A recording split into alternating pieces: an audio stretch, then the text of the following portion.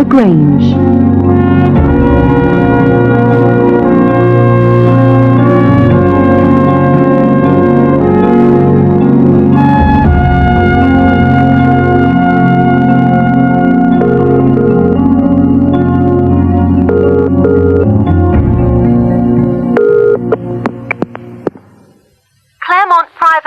Agency, this is Angela speaking. Can I help you? Angela, it's Anne. Anne Harrison. Have you got the information about that new job? Oh, hello, Anne. Wait a minute. Yes, here it is. We need a private nurse for Mrs. Kitty Blakemore. Kitty Blakemore? The famous writer? Yes, said Angela. That's right. But listen, Anne, there isn't really much wrong with her. Her heart is a little weak, but she's not really ill. She's just a hypochondriac. Oh, I see. One of those. What's the address? The Grange, Kingsfield, Sussex, said Angela. She wants you to be there tomorrow morning. Good luck.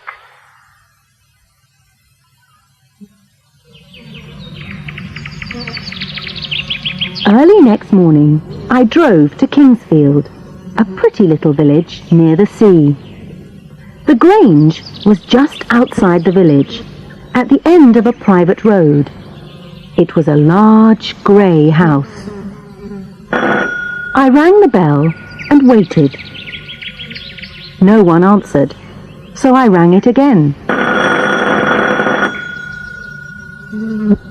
At last, the door opened and a young blonde girl appeared.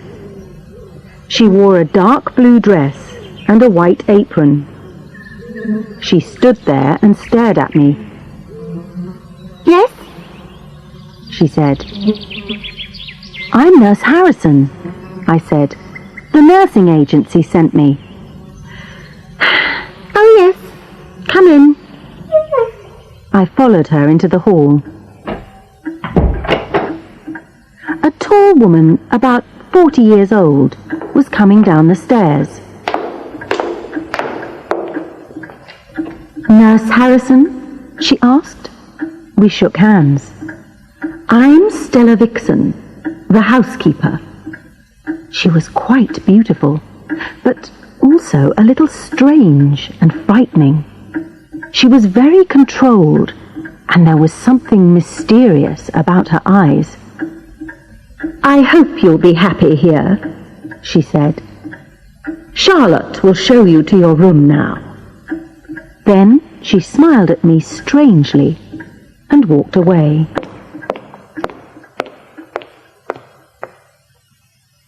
I followed Charlotte up the stairs and down a long corridor. She pushed open a door at the end. "Here's your room," she said. I put down my suitcase. I waited for her to go away, but she didn't. Instead, she sat down on my bed. "Why do you want to work in this place?" she asked. "It's just a job," I replied. "Mrs. Blakemore's terrible," said Charlotte. "She's not really sick. She just wants to lie in bed all day and give us orders. I don't know why her husband likes her. He's famous too, you know. He writes wonderful music. Have you ever heard of him?" "No?" "Well, he's lucky. He's away at the moment. He's working in Wales. Poor us. We have to stay here with her." Charlotte was talking, and I was brushing my hair and looking at her in the mirror. She took something out of her apron pocket and examined it. Suddenly, there was a knock at the door, and she jumped off the bed. She quickly put the thing back in her pocket. Stella Vixen came in. "Are you still here, Charlotte?" she said. "Hurry up and go downstairs Oh, and Mrs. Blakemore has lost one of her rings. It's not in her jewel box. Do you know anything about it?" "What do you mean? I'm not a thief!" cried Charlotte angrily.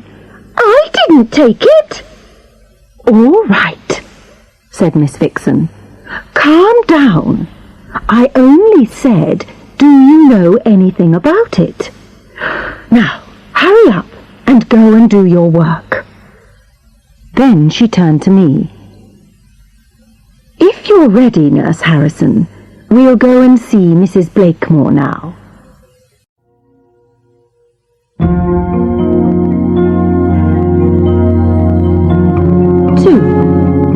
Mrs. Blakemore.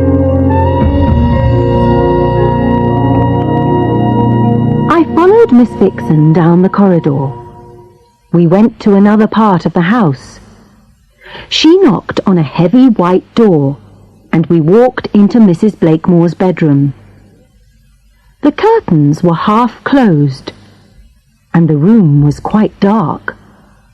A woman about 55 years old was sitting up in bed. "Is that the new nurse?" she asked in a sharp voice. I was surprised, because she really did look very white and sick. Some bottles of medicine and bottles of pills were on the table beside the bed. The bed itself was covered with books, letters, and half-eaten chocolates. "Yes, this is Nurse Harrison," said the housekeeper. "Good," said Mrs. Blakemore. "Now you, get out and leave us alone." I was astonished, but Miss Vixen said nothing. She just smiled politely and left the room. Mrs. Blakemore stared at me. "You look intelligent, nurse," she said. "These others, they're all useless. I'm not getting better, you know. I'm getting worse." A look of fear came into her eyes.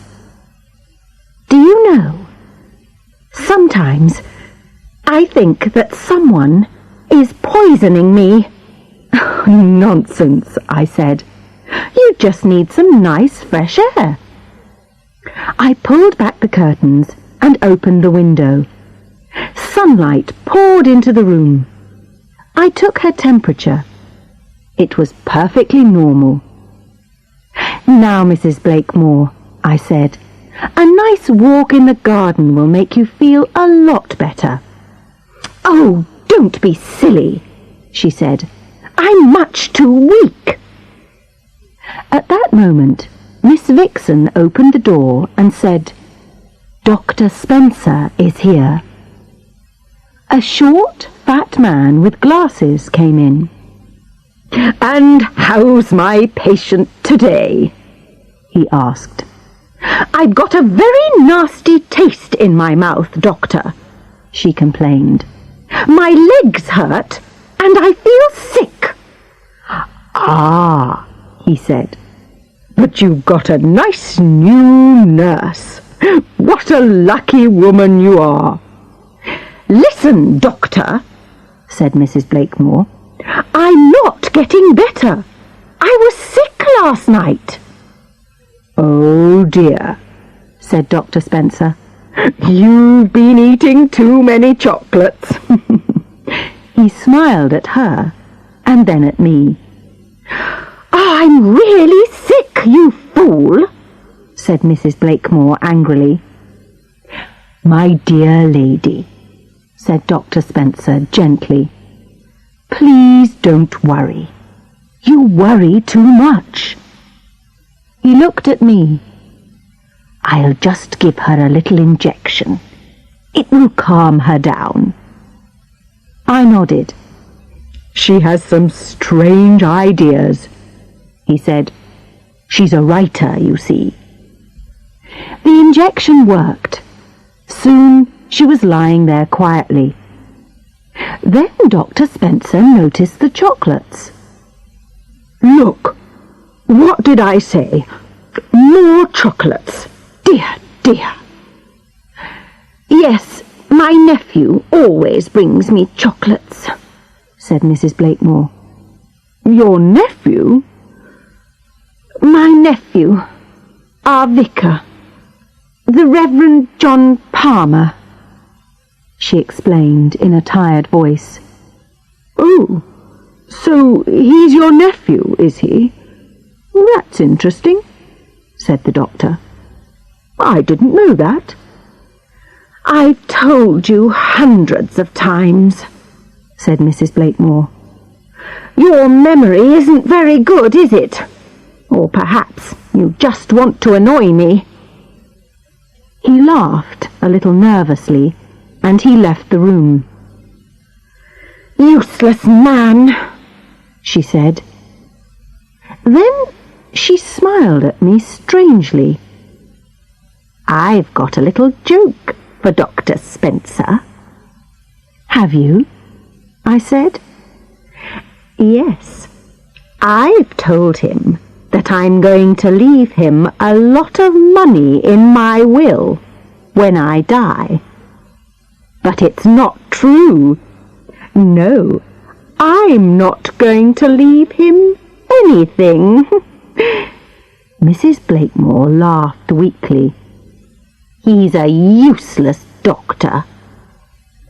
Why don't you get a new one? I asked. This isn't London, you know, she said. This is the country. There's only one other doctor near here, and he lives 10 miles away. He's useless too. The world is full of useless people. She closed her eyes. Anyway, I'm leaving all my money to my nephew. But what about your husband? Edward. Her face looked almost kind for a moment. Edward doesn't want my money. He has plenty of his own. Even this house is his. Anyway, he doesn't really care about money. He only thinks about music. She put another chocolate in her mouth and ate it. Outside in the corridor, I met Charlotte. She was carrying Mrs. Blakemore's lunch. She took it into the bedroom, and then she showed me the way to the kitchen. Here we all ate in silence, until Bernard, the cook, suddenly put down his knife and fork. What do you think of her, then? He asked me. Mrs. Blakemore? Oh, she seems all right, I replied. All right, he said. She's rude, selfish and mean. Do you know, she's got lots of money, loads of it, but she always makes us use the last little bit of everything. The last bit of milk, the last bit of bread. Well, perhaps she doesn't like to waste anything, I said. There was silence again. Mrs. Blakemore thinks that someone is poisoning her, I said. Bernard laughed. Really? He said. I'm sure that we would all like to poison her if we could. I would do it if I could think of a good way. Miss Vixen's face went white. Bernard!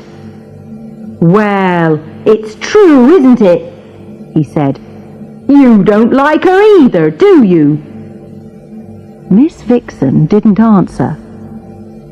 Bernard went to get the ice cream from the fridge. He walked with some difficulty. I saw that he had something wrong with his left leg. Suddenly, Charlotte said to me, That's a nice ring you have. It's a diamond, isn't it? Yes, I said. At last the conversation had changed. I'm getting married next year. My boyfriend's name's David. And he's a sailor. He's going to be away at sea for the next 6 months. Oh, I'd like to get married too, Charlotte said. I want to marry a rich man. Then I can have a big house like this, and a maid. She laughed. Who knows? Perhaps if Mrs. Blakemore dies, Mr. Blakemore will marry me. He's a bit old, but he's famous, and he is rich. If that's a joke, Charlotte, it's not very funny, said Miss Vixen. Bernard laughed again. Yes, Charlotte, keep your mouth shut. Mr. Blakemore would never want to marry a silly little girl like you.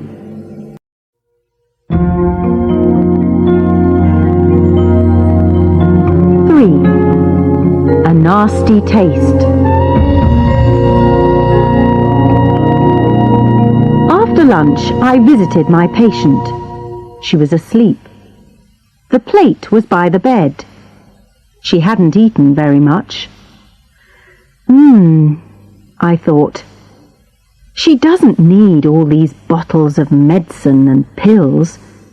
She just needs some vitamin tonic. I decided to walk into the village and buy some for her. It was a beautiful afternoon, and the village looked very pretty.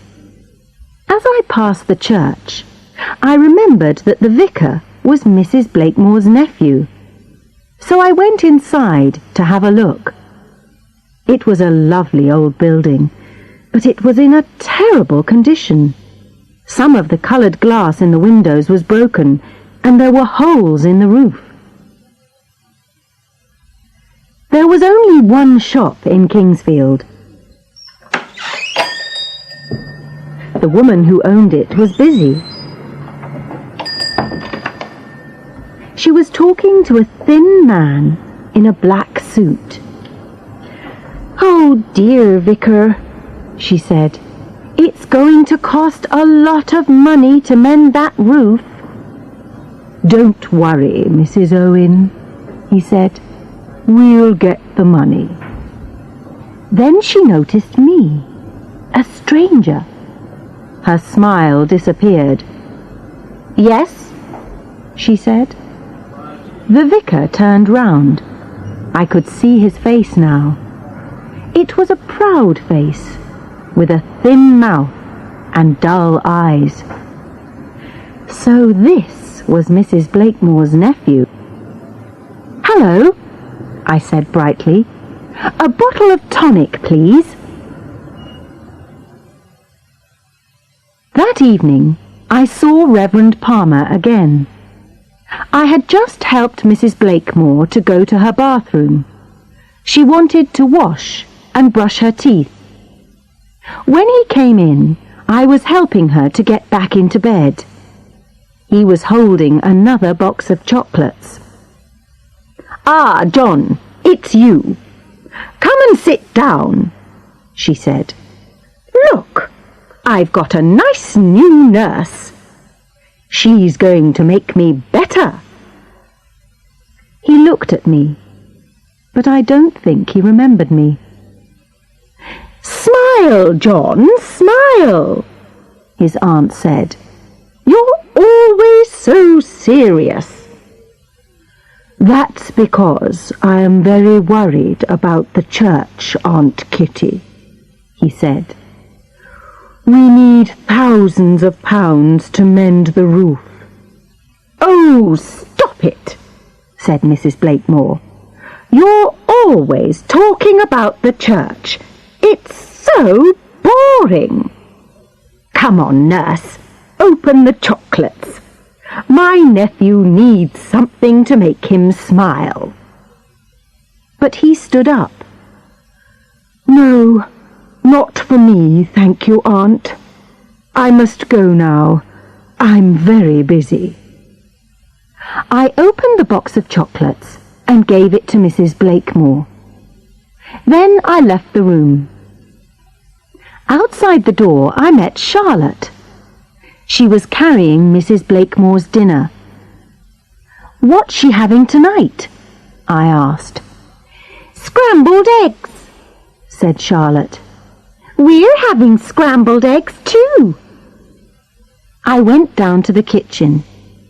Bernard and Miss Vixen were talking. When they saw me, they stopped. I sat down. The silence was worse than at lunchtime. Mrs. Blakemore only ate half of her scrambled eggs. "If you don't eat your food, you won't get better," I said. "I hate to waste things, but this tastes terrible," she complained. "Take it away. I want a glass of hot milk." I went back to the kitchen and I told Bernard. "Oh, she always says my food tastes terrible," he said. "She wants a glass of hot milk," I told him. "Does she?" he said. "Well, I'm not making it for her." "I'll make it," said Miss Vixen. "Don't worry, nurse.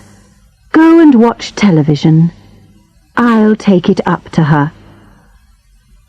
I watched television until 9:30.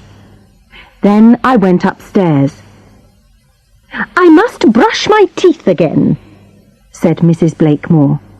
"I've got a very nasty taste in my mouth." I helped her to get out of bed.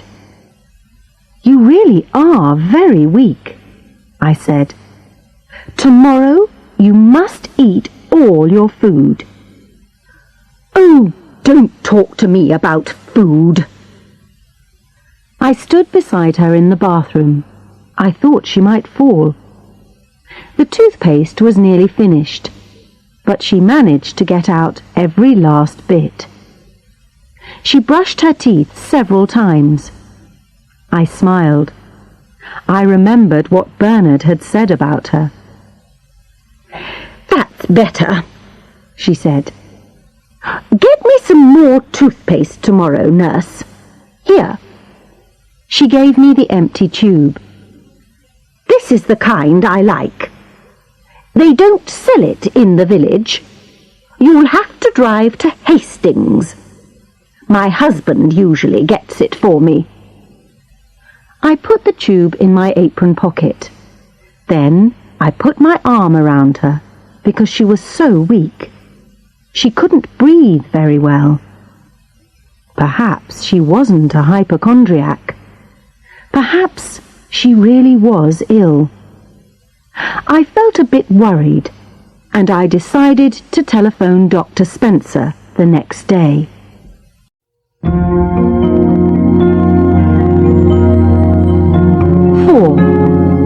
A suspicious death.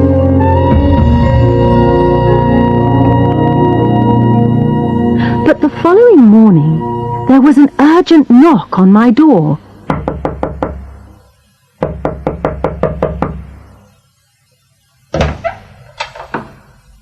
It was Stella Vixen.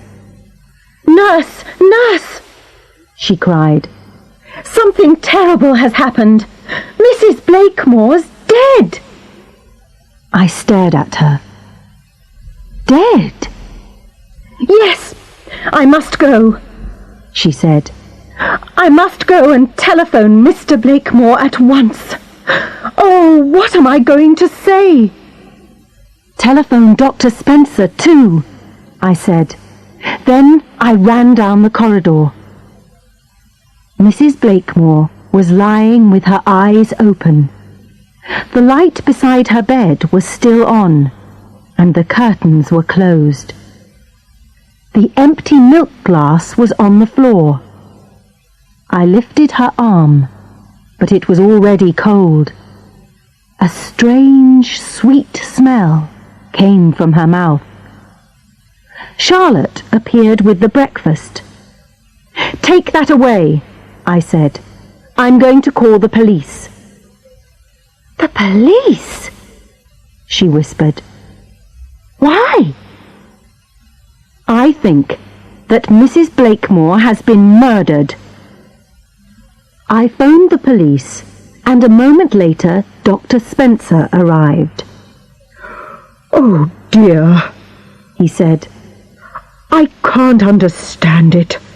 Her heart was a little weak, but it was nothing serious.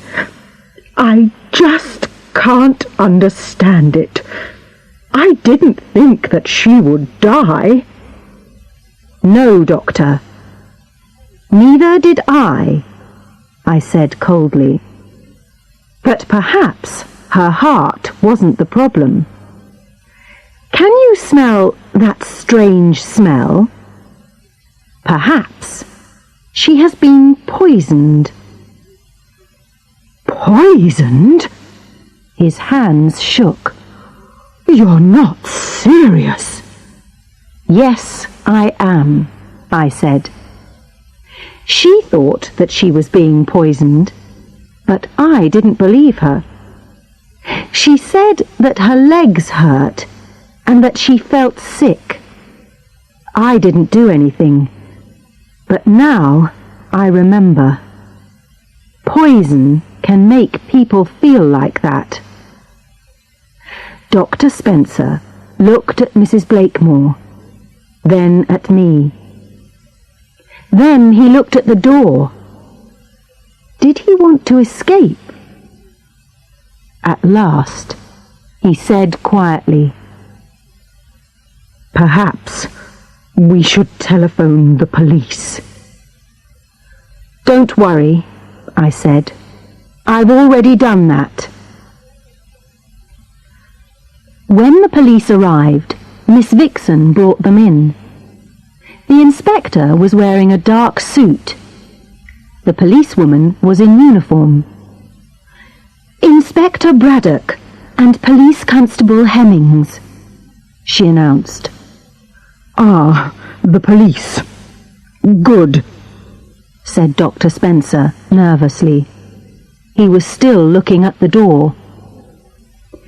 "Has anyone touched anything or moved anything from the room?" asked Inspector Braddock. "No," said Miss Vixen. Then he turned and looked at me. "Are you the nurse who telephoned us?" "Yes," I said. "I'm from the nursing agency. I only arrived here yesterday. Mrs. Blakemore thought that someone was poisoning her, but I didn't believe her. You see, the agency told me that she was a hypochondriac. Everyone said that she wasn't really ill." The policewoman picked up the empty chocolate box.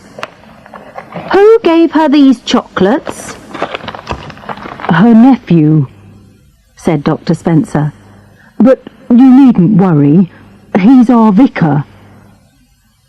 "Anyone can be a murderer," said the inspector calmly.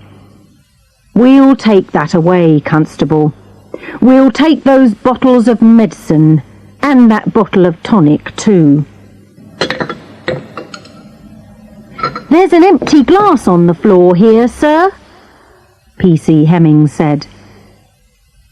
"OK," said the inspector. "Pick it up."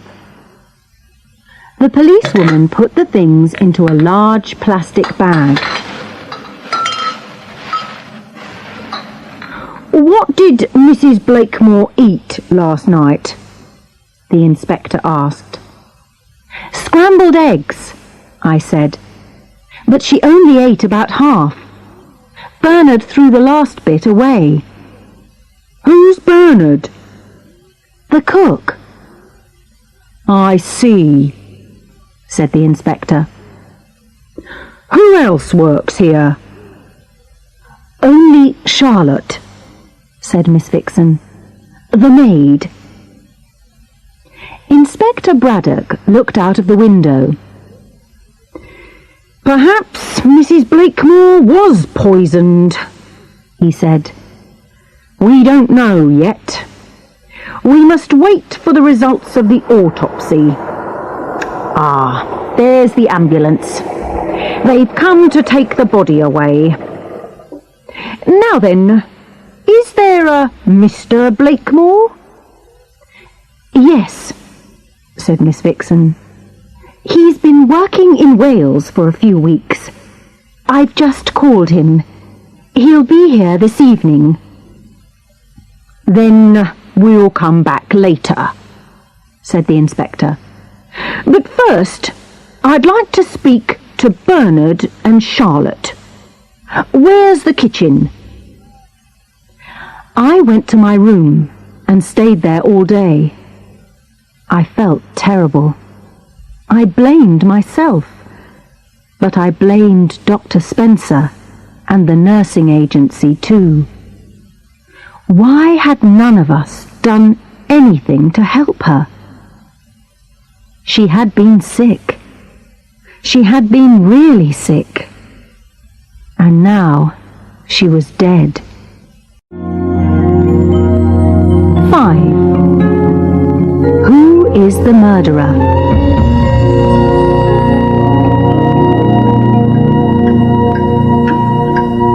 At about 6 o'clock, I went downstairs. Mr. Blakemore had just arrived.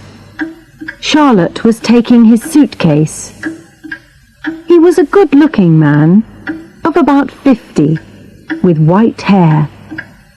His face was tired and worried. "Come into my study," he said to Miss Vixen, "and tell me all about it." I went to the kitchen because I wanted a sandwich. Bernard was pouring away a bottle of milk. "Bernard," I said, "what are you doing? The inspector doesn't want us to throw anything away." He turned round. "Are you suggesting that I poisoned her? What about you? It's strange, isn't it? You arrive here, and the next day Mrs. Blakemore is murdered." "Don't be silly," I said. "I don't have a motive." Suddenly, Stella Vixen rushed in. "Nurse Harrison, quick! Can you come and see Mr. Blakemore?" When I reached his study, he was walking up and down. "Sit down, Mr. Blakemore," I said. "Here, let me pour a drink for you." "I want to be with her." He was crying quietly. "Why can't I be with her?" "I'm sorry," I said.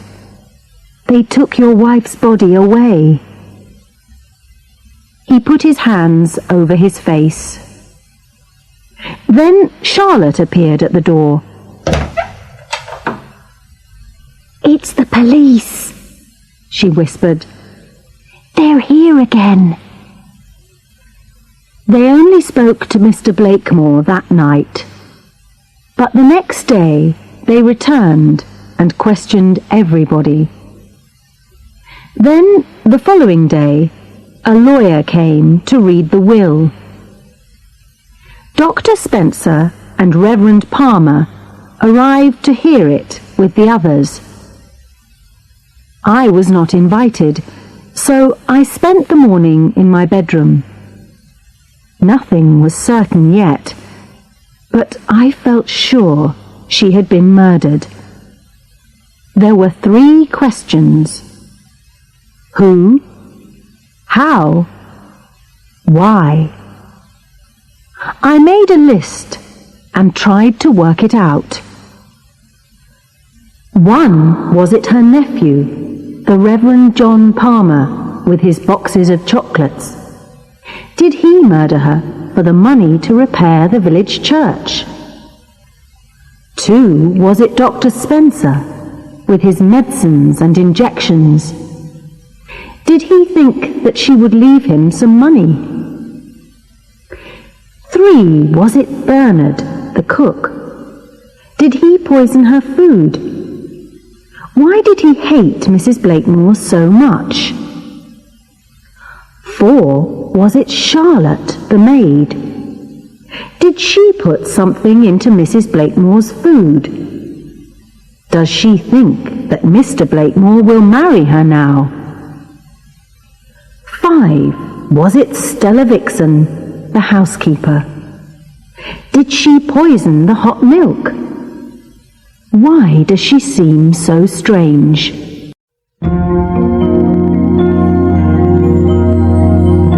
6. They all have a secret.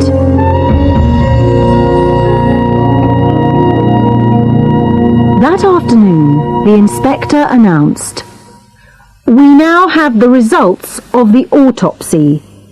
Mrs. Blakemore was poisoned. She was probably given small amounts of arsenic for some time to make her weak. Then another poison, cyanide, finally killed her." He looked around at us all. Everyone seemed nervous and uncomfortable. "Now then," he continued, "what was the motive for this murder? Well, money's usually a good motive.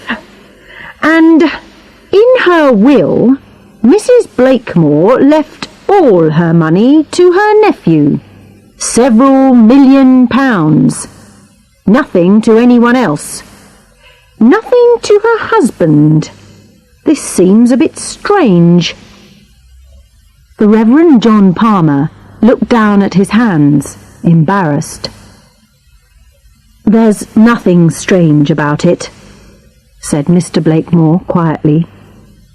"Kitty always said that she was going to leave everything to her nephew. She had no children, you see, and she was very fond of her sister. So, when her sister died, she decided to look after her sister's son. Anyway, she didn't need to leave me any money. I have plenty, and this house is all mine." "I see," said the inspector. "Well, Vicar, now you've got plenty of money too, haven't you? You can mend that church roof now, can't you?" The Reverend Palmer's face went red, but he said nothing. The inspector continued, "P.C. Hemmings, please read those lines about Dr. Spencer in the will." The policewoman stood up and read from the will. "Dr. Spencer is expecting a reward, but it was only a little joke. I am sure that he will understand." "So, Doctor," said the inspector, "Mrs. Blakemore said that she would leave you some money, did she?" "Well, yes." The doctor was cleaning his glasses nervously. "A little reward, a little thank you for my help." "Oh, how terrible!" cried Charlotte. "What a cruel joke!" "If you expected some money," said the inspector, "then perhaps you too had a motive for murder, Doctor." "Oh, really?" Dr. Spencer stood up. "I won't listen to any more of this. I'm a doctor, not a murderer." "We shall see," said the inspector. "Sit down again, please, sir. Now, Mrs. Blakemore was not an easy person to live with. Am I right? She was often very rude and unkind. Is this correct?" "Well," said Mr. Blakemore, "she could be difficult sometimes. She was an intelligent woman, and she didn't like fools." "But, sir," said the inspector, "you are an intelligent man, but you do not seem to be rude and unkind." "That's because he's a nicer person than she was," said Charlotte hotly. "I see."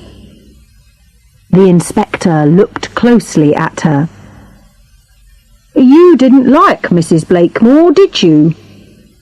"No, I didn't," said Charlotte angrily. "Perhaps she didn't like you either.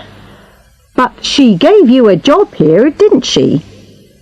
You were dismissed from your last job because you stole things. You left without any references. And yet Mrs. Blakemore accepted you here." "How do you know all that?" cried Charlotte. "We've been asking a lot of questions," said the inspector. Then he turned to Bernard. "Tell us something about yourself, Bernard. What do you want to know?" "How long have you known Mrs. Blakemore?" "I've worked here for 4 years," he answered. "Ah, yes, but you first met her a long time ago," said the inspector. "I've been talking to your mother. She said she used to be Mrs. Blakemore's maid years ago in London." Bernard said nothing. He touched his bad leg and looked unhappy. "You remember, don't you, Bernard? You were the maid's child, a poor little boy with a damaged leg. Your mother worked for the rich lady in the big house." Stella Vixen was looking at Bernard. She seemed sorry for him. The inspector continued. "You needed an operation on your leg, didn't you? But it was too expensive. And Mrs. Blakemore wouldn't help you, would she?" Bernard suddenly spoke. "She was so mean!" he cried angrily. "My mother asked her for some money, but she refused. Then she dismissed my mother for no reason." "Yes, I know," said the inspector calmly. "Then, years later, you came to work for Mrs. Blakemore yourself. You wanted to kill her, didn't you?" Bernard laughed. "I certainly hated her," he said. "But at first, I didn't know that it was the same woman. Believe me, Inspector, I was surprised to see her again. I stayed because I like the country. There are other reasons too."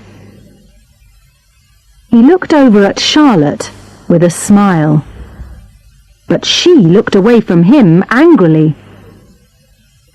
"I'm sorry, Inspector, but I didn't kill Mrs. Blakemore. It wasn't me."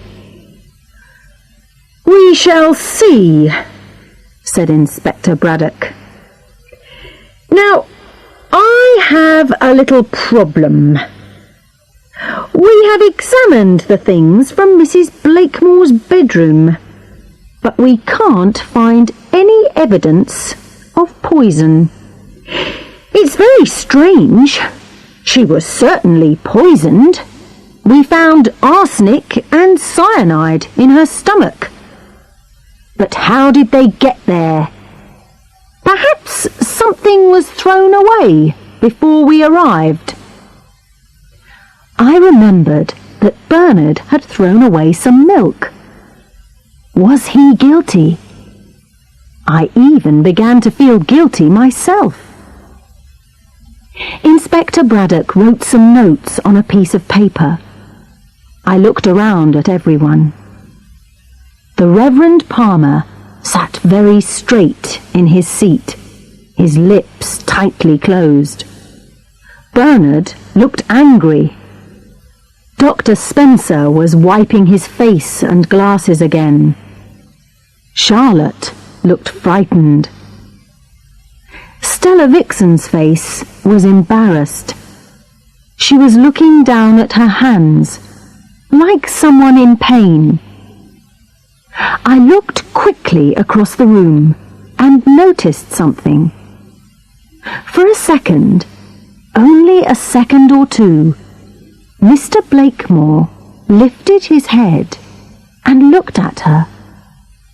There was something mysterious in his eyes. "OK, that's all for today," said Inspector Braddock. "We'll come back tomorrow." I was worried, but I didn't know why. I had forgotten something. But what? Stella Vixen was very quiet during dinner. Why had Mr. Blakemore looked at her in that strange way?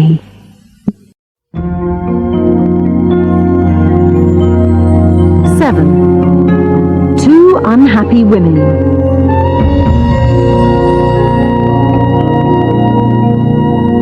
Later, at about 10 o'clock, I left my bedroom and went down the corridor to the bathroom. On my way back, I heard something. Someone was crying.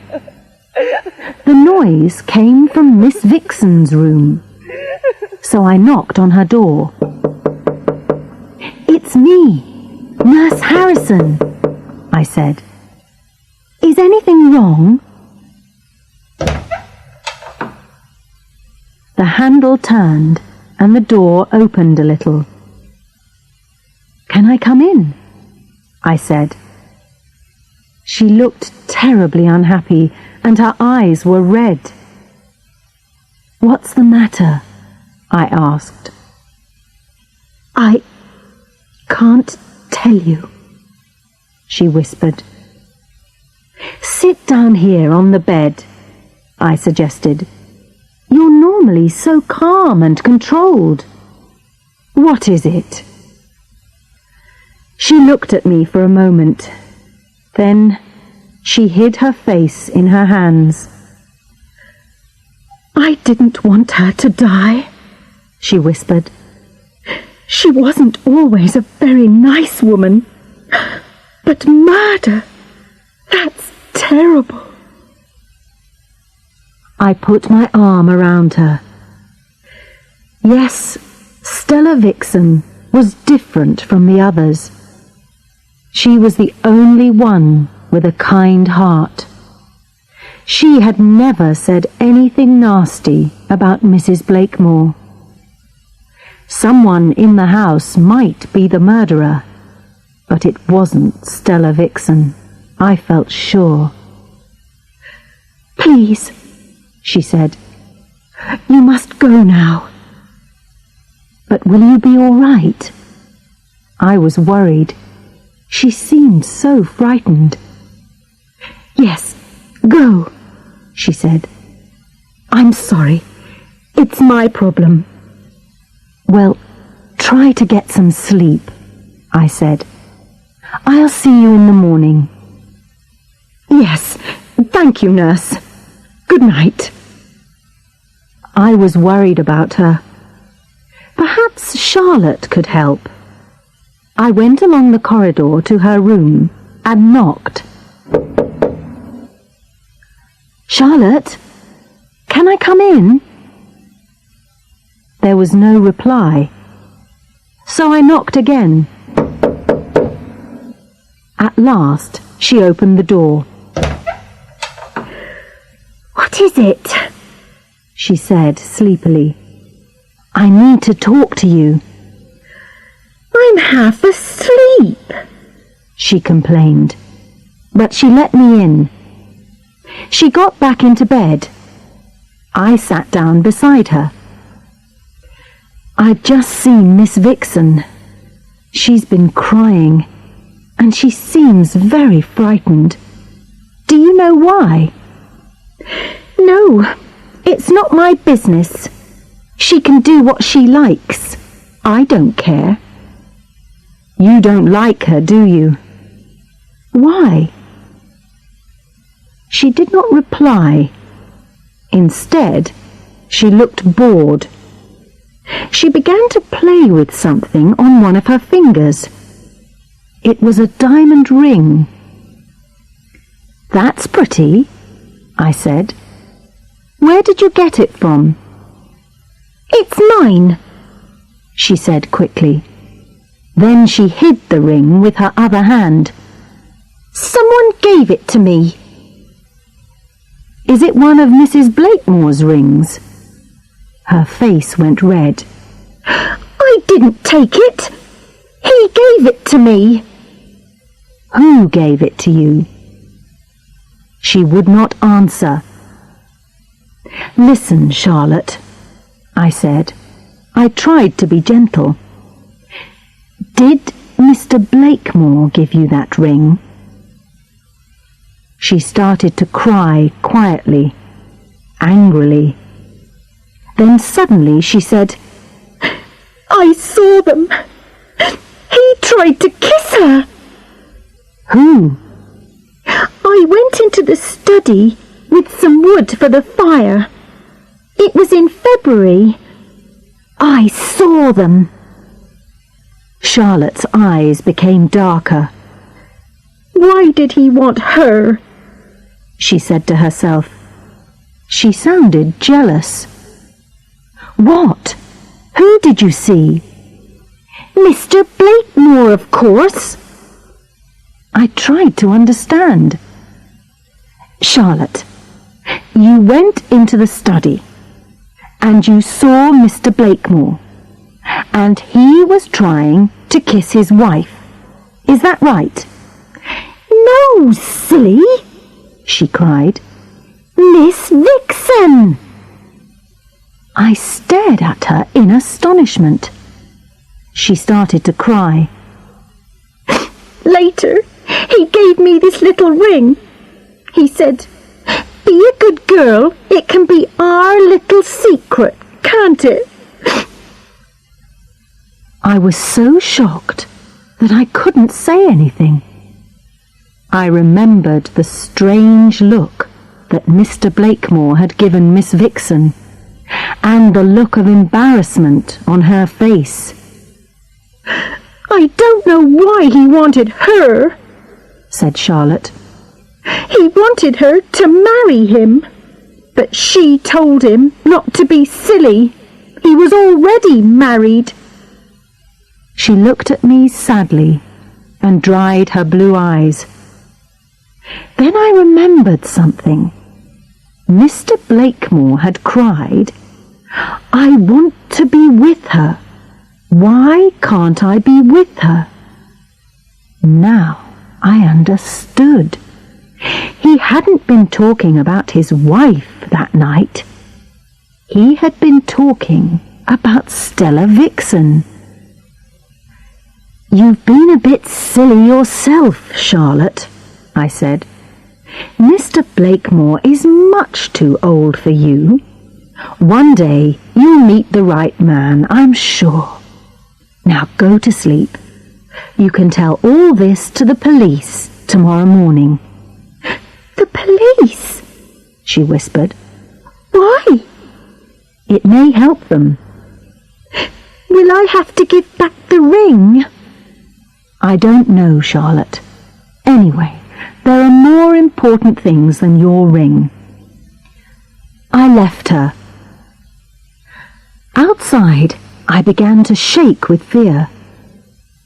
Did Mr. Blakemore murder his wife? No, it was impossible. He hadn't been in the house. And yet, perhaps there was something I had forgotten. What was it?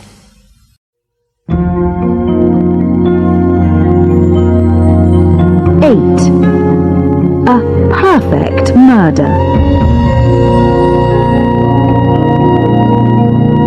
Suddenly, I heard footsteps. I hid myself in the shadows against the wall. I saw the shape of a man at the end of the corridor. He started to come towards me.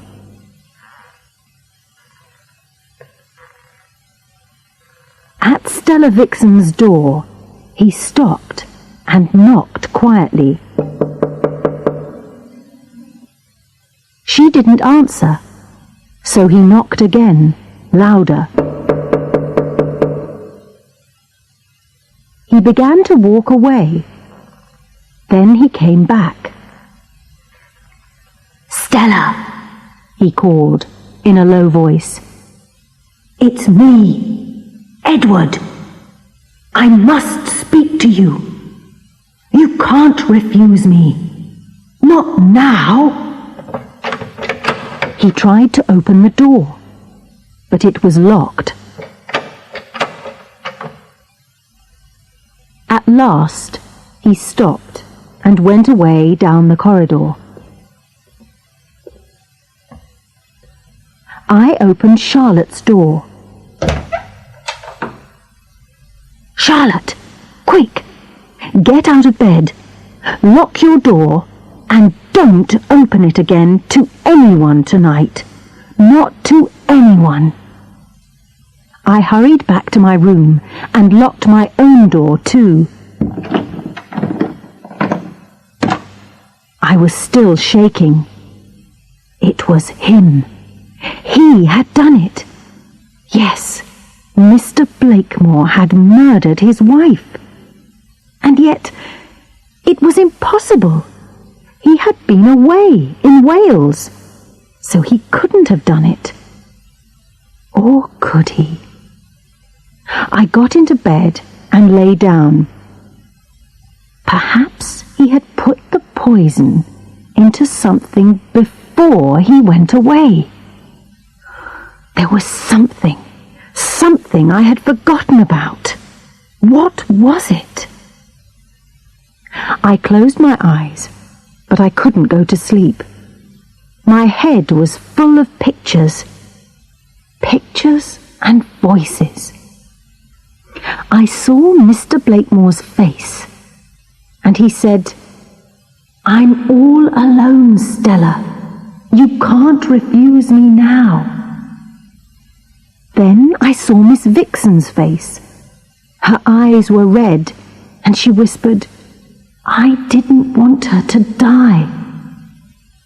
She looked at me and said, "It's terrible. Someone has murdered Mrs. Blakemore." I sat up and put the light on again. Midnight. It was going to be a long night. Suddenly a picture of Mrs. Blakemore came into my head. It was the evening of her death. She was weak and thin. I was helping her into the bathroom. She wanted to brush her teeth. She had a nasty taste in her mouth. Then what? Oh, yes, she finished the toothpaste. I had to get her some more. It was an unusual type. Her husband usually bought it for her in Hastings. I opened my eyes. I got out of bed and found my uniform. I put my hand into the apron pocket. Then I touched something hard and cold. It was the empty toothpaste tube. Of course. Of course. So, it had nearly been the perfect murder. Mr. Blakemore had made sure that he was away, far away in Wales, so no one would ever suspect him. He had put the poison into the toothpaste. No one would ever think of that. His wife would use it every day until it was finished. And the empty tube? It would be thrown away, so there would never be any evidence. It was a large tube, enough for several weeks. I turned the top and took it off. Yes, I could smell that strange, sweet smell again. But how did he put the poison into the toothpaste? Injections, probably. Yes, injections of arsenic deep into the tube, through the opening. And what about the cyanide at the bottom? It was a long tube, too long for most needles. I examined the tube very carefully. I was looking for marks on the outside. Yes, there were 2 very small holes in the metal near the end. I put the tube back in my apron pocket. It was safe there. Now I had to wait for the morning and the police.